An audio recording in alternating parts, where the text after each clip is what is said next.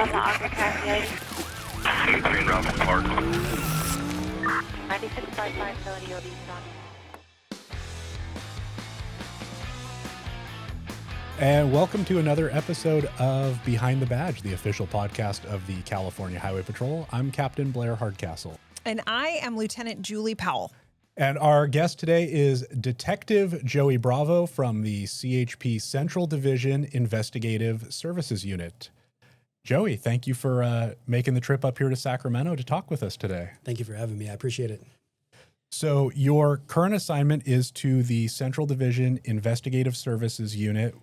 Central Division is based in Fresno, but you're assigned to the Major Crimes Unit and focus mostly on what region? Yes, I'm assigned to the south sector of Central Division. It's in the Bakersfield, Kern County area. Okay, so you're based out of Bakersfield. How many other CHP personnel are on Major Crimes with you? So it's myself. We have one other detective in Bakersfield and one additional detective assigned to the south sector. So we have 3 total on the south end. Okay, great. And how long have you been with the Investigative Services Unit? I've been with ISU in one capacity or another for about the last 2 years. I was working on our auto theft task force in that capacity, and then recently was selected to the Major Crimes Unit. And I just started this month. Oh, that's amazing. Congratulations. Thank you. Why don't you tell us a little bit about the beginning of your career and where you started and kind of how that led you into the investigative services world? Okay. So I graduated the academy in January of 2009. I reported down to the West Valley area office. So that's where I did break in, kind of learn the ins and outs of being a highway patrolman, and had a great time down there. I worked graveyards. I loved it. Had some great partners, and really loved being with the graveyard crew.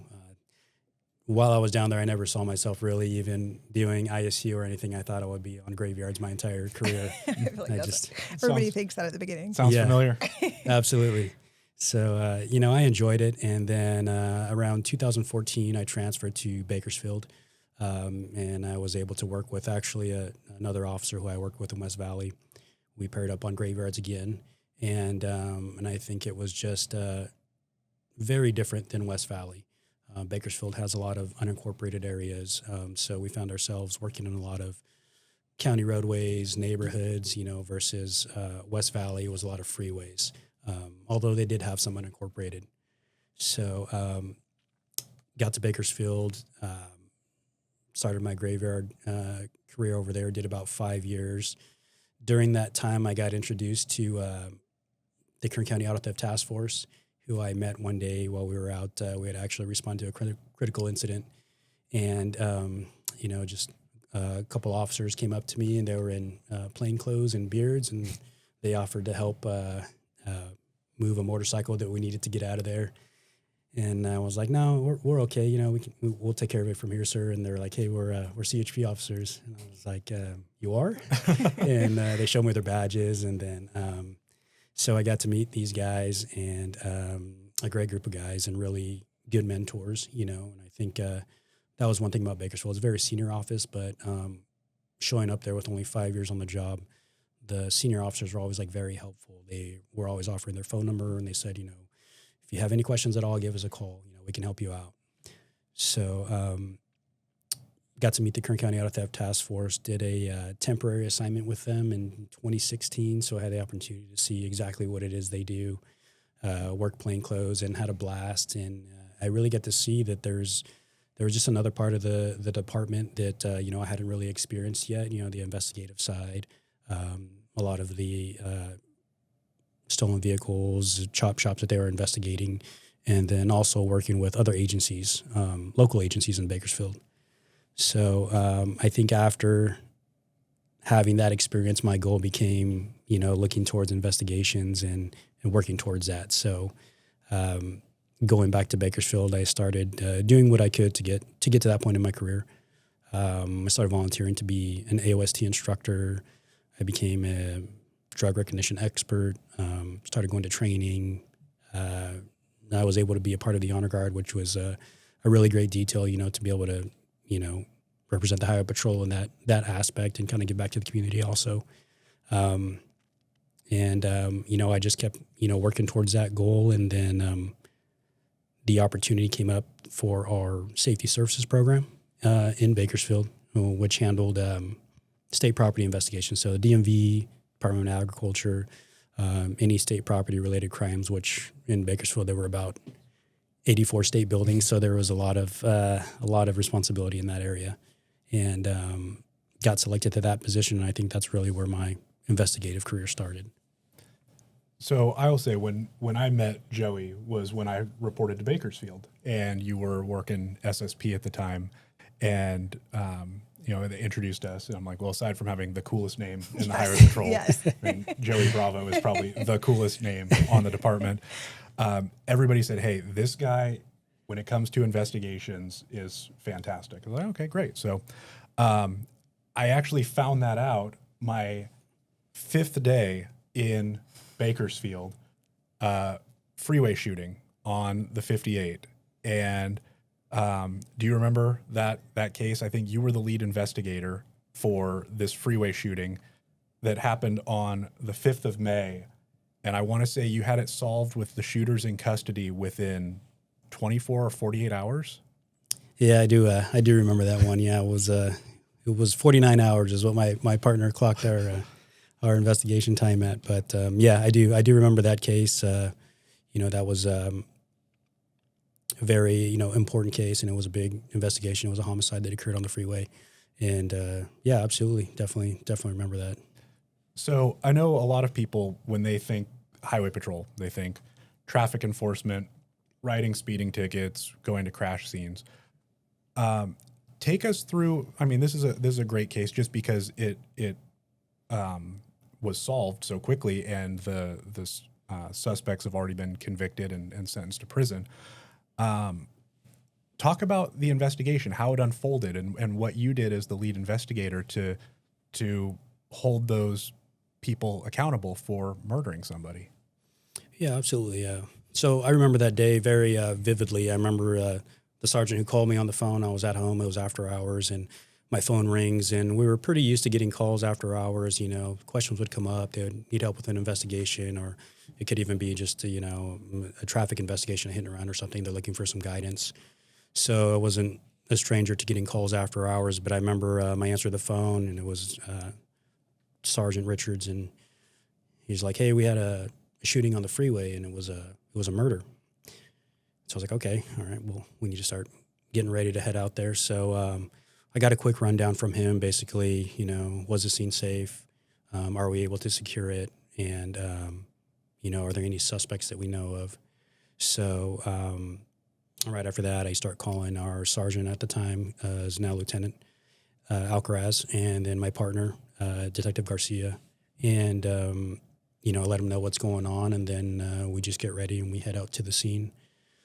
Because it was a homicide, we start calling the Kern County Crime Lab so they can come out, process the scene. It's normally about an hour and a half response time for them to get there.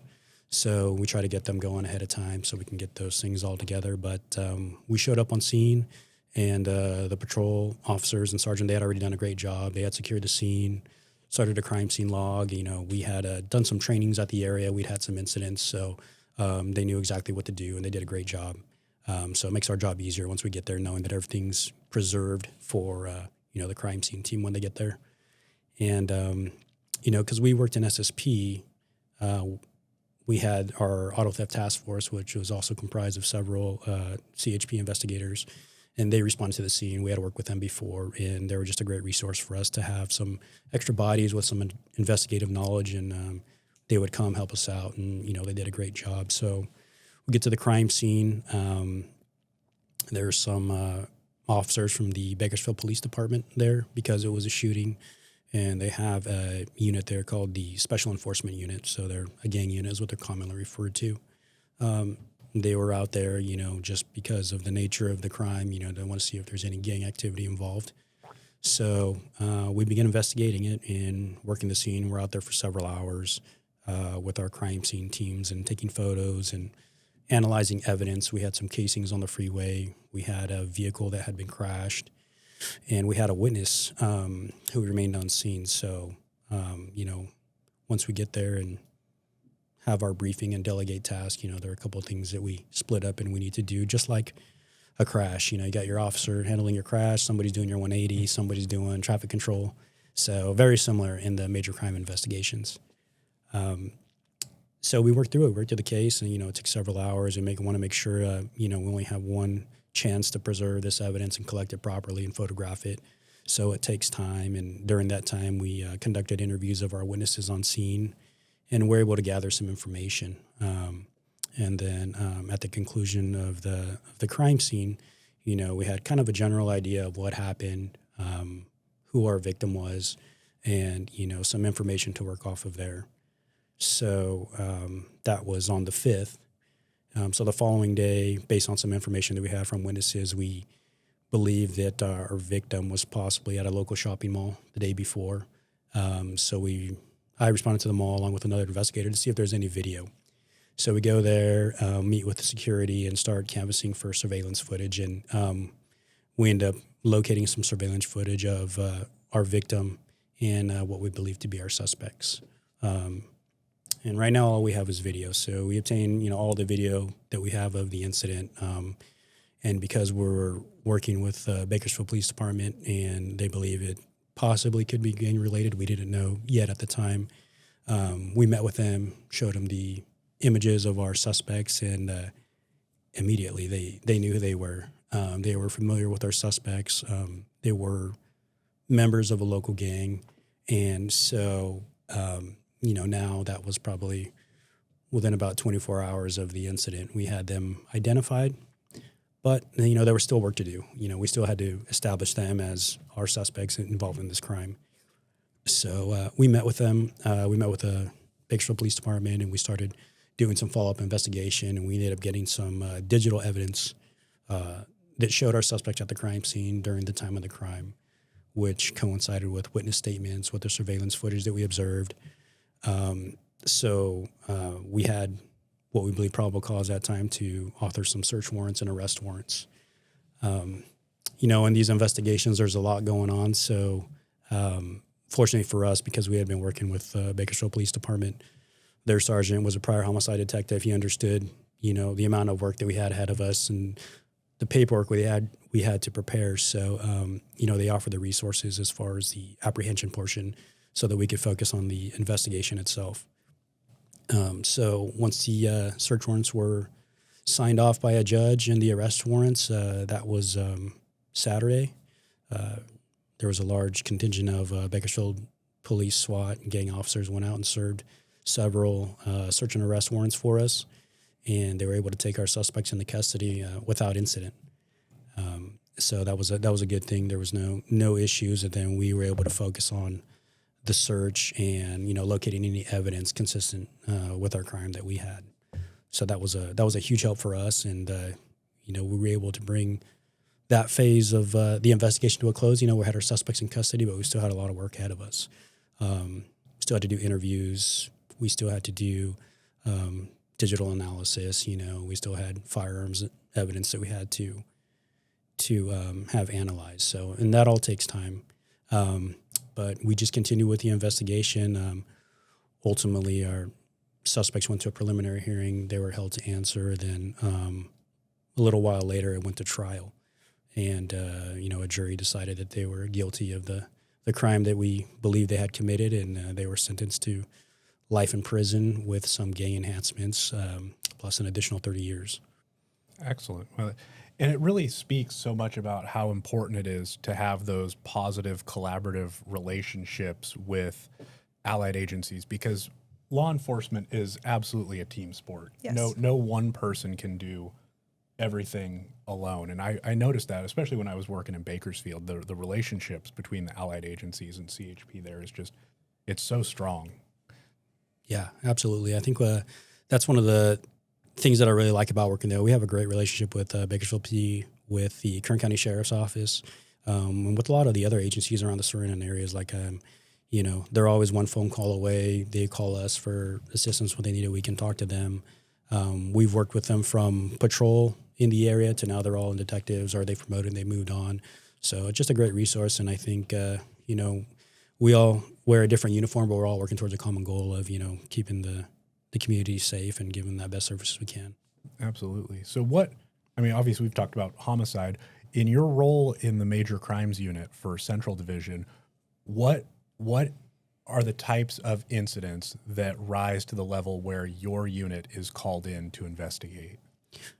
Yeah, so we will respond to any, a request for assistance from the area, of course, in any major crimes, a complex investigation, sexual assault, any shooting with injuries that requires follow-up, suspicious death, any of those types of incidents that would occur, we would respond to. That's great. I have a question. Sure. For anybody listening that maybe is interested in law enforcement or somebody that's currently on the department, what advice would you have to them? So if I feel like a lot of times we talk to younger officers or even applicants and they want to, they want to be a detective, they want to get into K-9, they want to be in air ops, and obviously focusing on, the job of patrol is what we usually encourage them to do. But if there is somebody that's looking to get into major crimes, investigative services, what advice do you have for them as far as building a resume that would prepare them for the job that you're currently doing? Yeah, absolutely. I would tell any officer, if that's what you want to do, you can definitely do it. And I would say start now. Doesn't mean that you're going to jump into the position right away, but start training now. Reach out to your local detectives for advice and investigations. We have a lot of resources available to us. We have felony follow-up, we have SSP, we have detectives and investigators. And I think there's a lot of mentors that, you can reach out to look for guidance. The department officers, a lot of training that you can go to. There are a lot of ICI courses that you can put in for that they come out regularly on our emails. And those are all very helpful. And, staying up on case law, staying up on CPOLs, knowing what search warrants you can write, what are the legal guidelines. We regularly work with our area officers for help and assistance on whatever investigations they have. So I would say, utilize those resources and then, start your training now. Get used to conducting complex investigations. Every hit and run, every crash, every enforcement stop really is an investigation, And if you learn those principles early on, you can apply them, it'll help you later on down the road when you're trying to build your resume and you're applying for a position, now you have experience on how to do these tasks that are required of a detective. And you mentioned a couple different classifications when you're talking. You talk about investigators and you talk about our detectives. Can you talk a little bit about what the difference is between a CHP investigator and a CHP detective and what it takes to become a detective with the Highway Patrol? Yeah, absolutely. So we have different classifications. We have investigators, which work on our, can be in our auto theft task forces. Those are investigators, and they investigate auto theft related crimes, chop shops, and anything related to those type of incidents. But we also have detectives on our department, which, like myself and my partner, work in the major crimes unit, which would handle the more complex investigations, the homicides, the shootings, sexual assaults.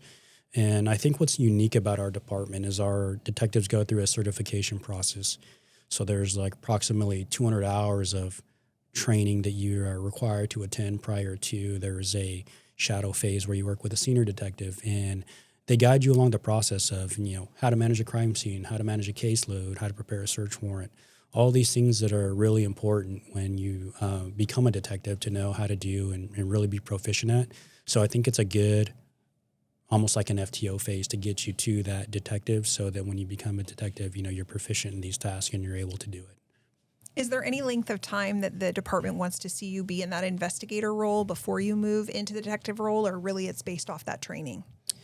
Not that I'm aware of. It's really based off the training and meeting those certification criteria, however long it takes, as an investigator, it can take time, between going to training and working and SRT or whatever details you may be on. So it takes time, but as long as you have those certifications, then you can get that certificate for that detective position. So I know you've mentioned some of the serious crimes that your unit's responsible for. And you've mentioned a couple times sexual assaults and sex crimes. And, again, a lot of people associate the Highway Patrol with freeways and traffic enforcement. Where do sex crimes generally fall in the realm of being CHP's responsibility to investigate? When they occur on a state property, right? So they can be like on a freeway or at a state building. That's when we would see them occur. In my experience, it was on a freeway. And that's what resulted in our investigation. And that's how it came directly to us. And, I've worked in investigative roles, and I've worked some very difficult investigations based on the nature of the crime. How do you balance empathy with your investigative objectivity, and how do you build rapport with these victims, especially victims that sometimes maybe don't want to involve law enforcement? Yeah, absolutely. That's it's a tough one. Victims are, they're victims of a crime, and oftentimes they don't have to relive this incident that they were involved in. But I think first giving the victims a voice, allowing them to talk and kind of express the emotions that they went through, because sometimes they just want to be heard. They want to be understood what they went through and what they felt, before they want to go forward and give a statement as to what happened, So I think, showing some compassion for the victims and understanding where they're coming from as a victim is very important in what we do and understanding what they go through. And in Kern County, we have victim advocates also that can assist them along the process if they require resources or if they want somebody to go to court with them or explain to them the judicial process.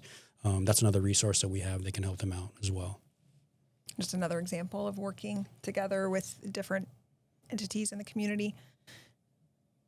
How are you utilizing, or how is major crimes and investigative services in your division utilizing technology nowadays? How are you incorporating that into your investigations and as a tool for you guys to solve some of these crimes? Yeah, so technology is all around us. It's on our wrists, it's on our phones. There are cameras, everywhere, and our vehicles, there are computers everywhere. So I think technology is something that can definitely assist us in these investigations. It can give us critical evidence as far as, locations or certain data analysis that we need to gather to, put the pieces of the puzzle together. So I think it's very important. It does. Some of these do require special training and equipment, but we do have officers who are qualified to handle those, whatever forensic downloads we may need to do.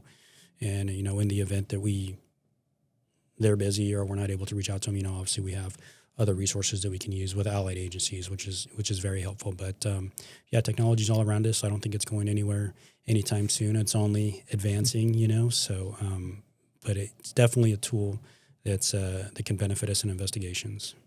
Do you find that it complicates things at times? Yeah, absolutely. I think it can definitely complicate things.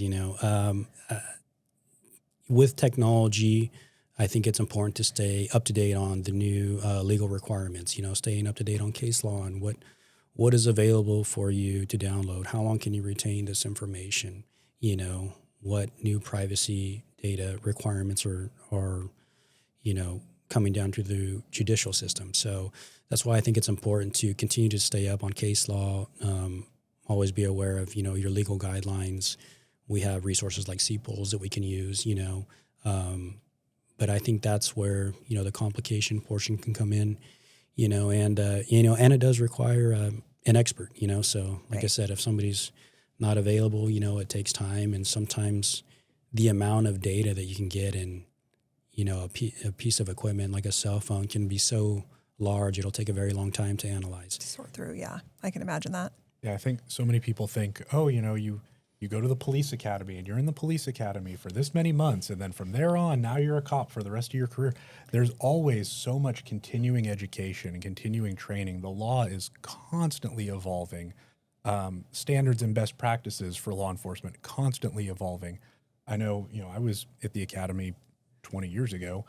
So much has changed since then. I mean, even our most recent academy graduates, things are changing constantly. So it's, you mentioned not just for your role, but law enforcement in general, you've got to constantly be learning and staying up on all these legislative changes and legal court decisions that change the way we do business. Yep, absolutely. So what motivates you? What is it that you think that gives you the passion? I think in talking to you, we can tell clearly that you love your job. And I don't know you personally before this, but obviously everybody that I've talked to has talked about how exemplary you are at your job and you're a go-to for Central Division. So where do you get your passion? What drives you? In investigations, I think I would say the victims really are what motivates me to seek further in, what happened in this investigation. We want to find out the truth of what happened in the last hours of this person's life, or, if they were fortunate to survive, like what led up to this incident, and so I think it's important to, in order to find out the truth of what happened, the victims are ultimately what motivate me to keep investigating, keep digging, find out everything we can, and make sure that, if an arrest is made and the investigation is closed, that we've provided all the facts and evidence to support the truth of what really happened, so that they can, hopefully give them some, whether it's a victim, give them some sense of closure and knowing that we did a good investigation and that the people who were responsible are held accountable, or, if, unfortunately they didn't survive, at least their families can know that, we did our best job and they can have some sense of closure at the end of the day. Have you had any interactions with victims that you found exceptionally rewarding? And what I'm talking about is when I worked in investigations, I remember I solved my first residential burglary, which is not a homicide. It's not a sex crime. It's a property crime. But I solved this residential burglary, and I had the victim come down to claim all of her property that I had recovered that had been stolen when this guy broke into her apartment. And I still remember like the look on her face coming in and seeing, and it's just stuff. But the fact that somebody, when she wasn't home, came into her home, which is, that's our sanctuary. There's just that invasion of privacy and invasion of your life, and just this stranger in your space taking your things. And she just talked about how even though it was just getting stuff back, it made her feel like it was the fact that he was in jail, like it made her feel safe again. Have you had that with a victim where it just really resonated with you? Yeah, absolutely. I think with property crimes, it's a personal thing, and when you get your vehicle stolen or your property stolen, they're always happy to give it back. Sometimes that's all those people have, that they work so hard for it, and it was taken from them. To kind of align with what you said, I mean, I think one of our major crime investigations, we were able to meet with a family who lost a family member, and it was a tough conversation, but what they essentially related is they were happy that we continued to investigate this crime. We found the people who were ultimately held responsible, and that they were happy that they could move on knowing that those people had been held accountable by the judicial system as well. So I think that was, that's one thing that really set with me. When we do this investigation, it doesn't necessarily fix what happened, but hopefully it gives them some sense of closure and that they can move forward in the next chapter of their life. Central Division, if we have listeners that aren't familiar with the geography of it, the northern boundary is that north end of Stanislaus County, right, where it borders with San Joaquin County, and it runs all the way down the Central Valley until it hits the Kern LA County line. So you're basically dealing with the southern end of San Joaquin County all the way down to Los Angeles, and then east and west to the mountains. That's a huge amount of geography to cover. I know you said you're responsible for South Sector, you and two other detectives. How many detectives does Central Division have in total for major crimes? Currently, we have 7 detectives working in Central Division. And you have some major, major cities throughout that. You've got Modesto, Fresno, Bakersfield. I have a 2-part question. First, with that much territory and that few investigators, how do you manage your caseload? And second, if you're a detective at a city police department or a county sheriff's office, you're generally working within that geographical region of that county. How that courthouse works, how that DA's office works, what the public defender's office is like when you're working with them. Now you're dealing with multiple counties, multiple courthouses, multiple DAs. How do you navigate those differences? Yeah, that's a good question. So, I think that's kind of why we have it split into sectors. We'll have our South Sector, Central Sector, Northern Sector detectives mainly handling those areas, right? So they will be the lead for anything that happens in those areas. But if they need another investigator, if we have to go up to Fresno or Stanislaus County, we can go up there and help them with whatever it is they need. But they would be the lead for that area. And then, at the end of the day, if for whatever reason, maybe they're not available and we can start the investigation or we need to complete it, I think we have enough investigators to where we can, call, figure out what the process is there. And normally we're kind of just able to figure it out and get it taken care of so we can continue with the investigation. But having us separated into those three sectors, I think, helps kind of mitigate that situation. There's always going to be somebody on the south sector who knows maybe Kern County, somebody Fresno County, somebody Stanislaus County. So we just kind of rely on each other to work through those processes. In South Sector, what are you primarily responsible for? Kern and Kings and Tulare counties? We do Kern County and then Tulare County for one of our South Sector detectives. Okay. And then how do you manage caseload when you're dealing with such a large geographical area with as few detectives as you have? Yeah, so we just kind of go on a rotation, just like if you're working graveyards, driver, it's you're out, and then it's, you're out after that. It's the same with detectives, and it's kind of how we've always handled it. And I think it's worked out really well for us. We split the caseload, we help each other out wherever we need to. So you never really get overwhelmed, and I think, case management, time management are really important things to have when you're a detective. But at the end of the day, I think we just help each other out, and if somebody's, they need help or they need something covered, I think we just kind of figure it out and help each other out. How often do you integrate with the investigators? How often are you guys working together, either doing their mission or them assisting with yours? Yeah. So the way we're structured right now, we're attached to the Kern County Auto Theft Task Force. So we work together all the time, regularly, every day. We're in the same building. We work together. If they have something big going on, we're always there helping out, or if we have something, they're always there helping us out. And a lot of these investigators, they all have the same training that we do. We've worked together for years, so it's really kind of like a seamless working relationship. If something needs to be picked up, I know who I can go to, or they know they can come to us. And so I think that's one of the benefits of working together with them. We just have go-to investigators that we can always look forward to help us with whatever it is we need, and they can rely on us as well. That's great. So beyond just an arrest and a conviction, because that's obviously the benchmark for a successful case, as you get the case, you investigate it, you find the person responsible, and they're held to answer in a court of law. Beyond that, what makes you feel that you've had a very successful case? That's a good question. Success is, I agree. The arrest is just a portion of it, and the conviction. I think success can really just be defined as, did I do my best? Did I do a thorough and objective investigation? Did I reveal the truth that can hold in a legal setting? That can hold up to legal scrutiny, which would be like a jury trial. And at the end, if those people responsible or held accountable for these acts, were, that would define a success for me, and being able to support the family and the victims and make sure that they have received whatever assistance they need. I think the totality of the circumstance and an investigation, that would define a success for me. We have a lot of listeners that are not affiliated with law enforcement.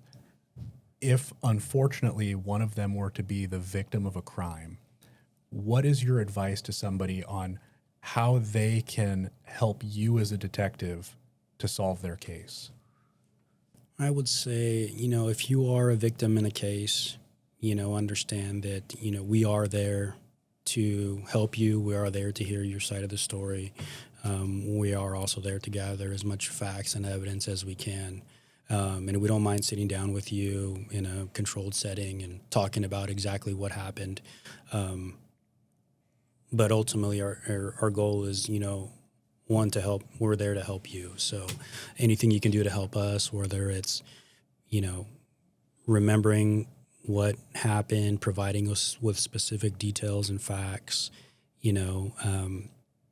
we're there for you at the end of the day. We want to help you. We want to find out the truth of what happened and hold these people who were responsible accountable. So that would be my advice to them. We're here for you. We're here to serve you, and that's what we signed up to do.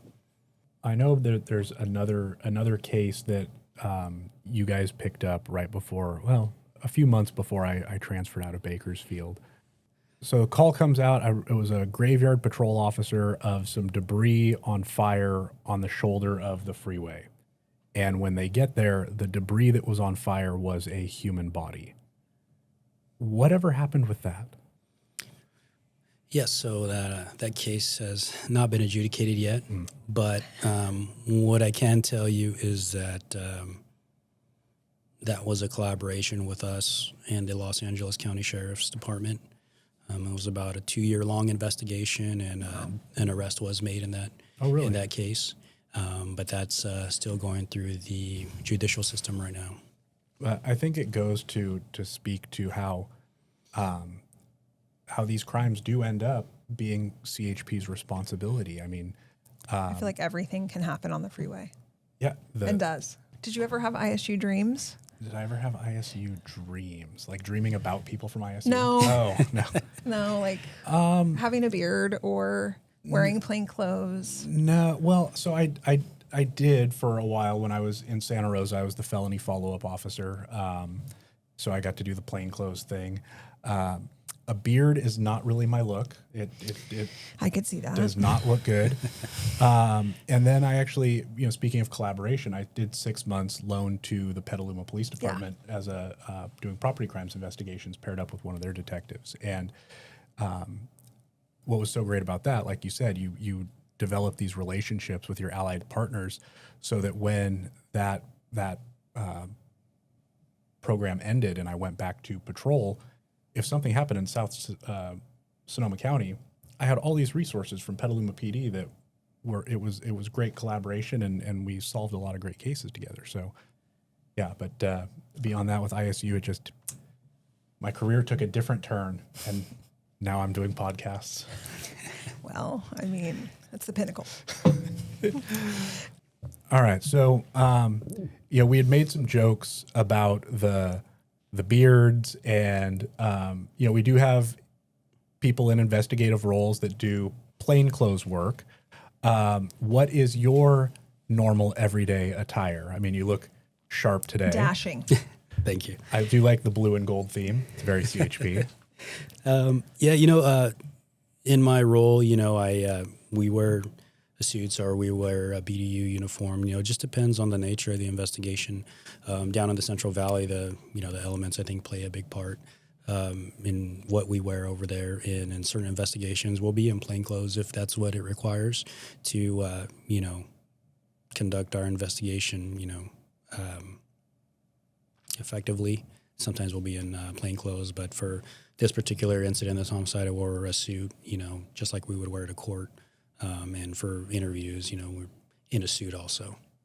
Well, I think that the public expects that when you're at a major crime scene and you see the people in suits show up, you just automatically think, oh, the detectives have arrived. And these guys know what they're doing. Yes, and I think that says a lot. I agree. I have a question. Do you watch or have you watched crime shows? Do you watch any detective? I love Bosch. I love the First 48.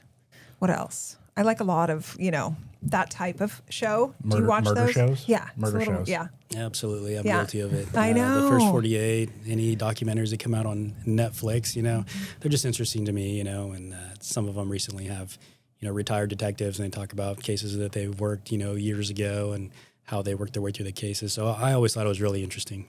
Have you ever found that they've said something or done something where you've thought, oh, that's a good idea, and then you found yourself using it in a case? Yeah, I think one of the investigations, they were like analyzing footprints, and I thought that was pretty interesting because it's not really something I had applied before. Not like it didn't come up in our investigations, but I remember we were, when I was working in SSP with my partner, we found a very distinct footprint, and we started looking around for it, and we ended up finding our suspect wearing those same shoes. So it was a pretty Dateline can teach you lots of things. pretty funny, little case that we had. But yeah, that's definitely where I got that from. Nice. See, look at that Hollywood help. Well, Yes. I guess it's not Hollywood if it's documentary, That's true. but it's That's true. it's not the creative license Yeah. side. Yes. Yeah. I know there have been times that I've watched shows like Cops and thought, ooh, don't ever do that. Yeah. There's a lot of that. I think we've all seen that Yeah. before. We're like, Yes. ooh, that didn't go over there. well. Do you find yourself being critical of those shows? I feel like you're one of two people. You either can't watch those types of shows because you're like, this isn't realistic, this would never happen, or you're entertained by the drama.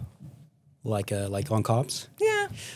Or just, I don't know, a Bosch or I probably shouldn't be saying the names of these shows. I don't know. But any of those shows, I think when you work in a field, Yeah. not just law enforcement, right? If you're a doctor or a nurse and you're watching ER or a medical show, you're like, oh, that would never happen. And you're not entertained because you're so annoyed by the fact that the narrative is not accurate. Right.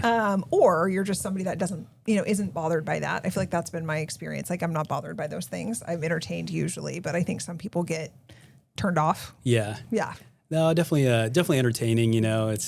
But you definitely have those ones like, that wouldn't happen. You wouldn't drive over 2 buildings in your patrol car, So, Well, you but might. that's the entertainment part. Yeah. But, yeah, just try not to be too critical. Just enjoy them, Yeah. I feel like there's a big difference between the documentary stuff, Yes. where it's the actual detectives talking about a case, walking through it, as opposed to the fictionalized ones where you're like, yeah, Hollywood. that would never happen in a million years. And there are some shows that I find just could be completely unwatchable, but there are Yeah. some that have some entertainment value to them. Yeah. Absolutely. I agree. Well, from an outsider's perspective, we think you have an amazing job. You do an amazing job. I'm envious. Thank you. I think what an honor. I know the detective program for the department is newer. I think it's been around maybe a couple years, Yeah. less than that maybe. So it's always so interesting to kind of get an inside peek at what you guys do, the training that's required, all of the things that you guys deal with on a daily basis. It's impressive and such a unique opportunity. I feel like anybody that is in a position to apply for one of those jobs or put themselves in a position to be working in that role, it's what an honor. Like you said, there is a lot, of victims and people that are relying on the work that you guys do. So thank you for everything that you do down there in Central. And I think it's amazing. And I don't know if you have anything else to add, but we've got rapid fire. Oh, yes, rapid fire. That's a fan favorite. Yeah. Okay. So rapid fire is where we ask you a bunch of questions, not a bunch, like 5 questions in a row. And you just, speak exactly what comes to mind. 1 or 2 word answers. Okay. Ready? Yep. Okay. All Take right. it away, Blair. What's your most memorable meal during an investigation? Pizza.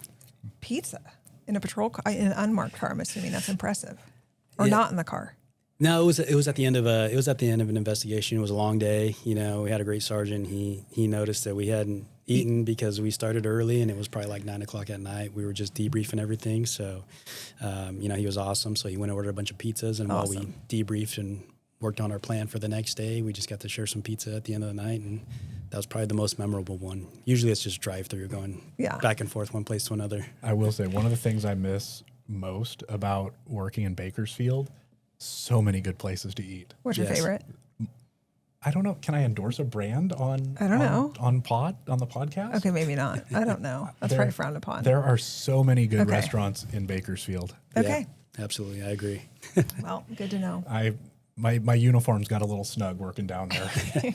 Obviously, the uniform shrunk. Mine too. I feel like this one isn't obvious, but patrol car or unmarked unit, what's your preference? I love the unmarks, and they have their purpose, but I think I don't think anything compares to being in a black and white, rolling around. Yes. Okay. That's why we have it as the set dressing. Yes. What's your coffee order on a long day? Long day, Starbucks, nitro brew, just consistent. So That'll do it. Okay. Favorite part of working in Central Division? Central Division's home. I think having this great career that we have, being able to come back and give back to that community that's I grew up in, and it's always been there for me. I think that's definitely my favorite part. if you want to also say the chiefs and Central Division management, we can have the team cut that out and plug that in for you Yes, that too. also, of course. What is one piece of gear you can't work without? Are we talking besides like safe, more regular equipment? Mhm, yeah, for your investigation. I'm thinking magnifying glass. Okay, no. No? That's not it. No, okay. I'm going to say comfortable footwear. Oh. I can tell you after years of doing this job, whether you're at a long crash, a major crime scene, or SRT, at the end of the day, you know, if you don't have comfortable footwear, your feet are going to be killing you. So invest in some good footwear for sure. Insoles. I like it. I wasn't expecting that. I wasn't expecting that. Okay. If you weren't in law enforcement, what would you be doing?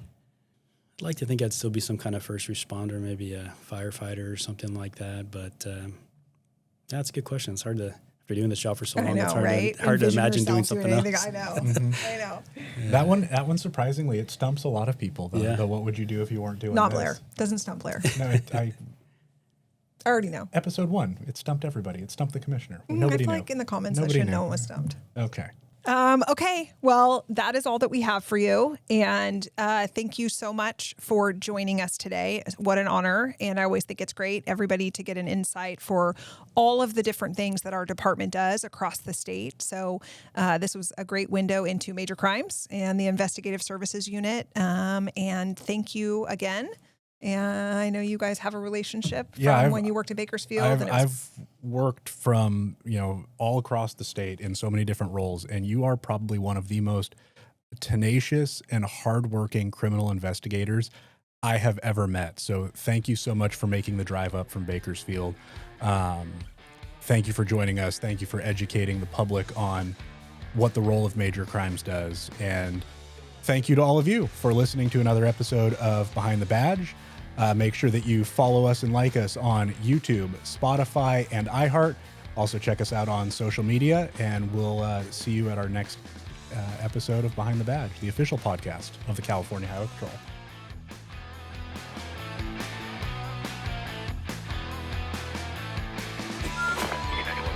You got traffic?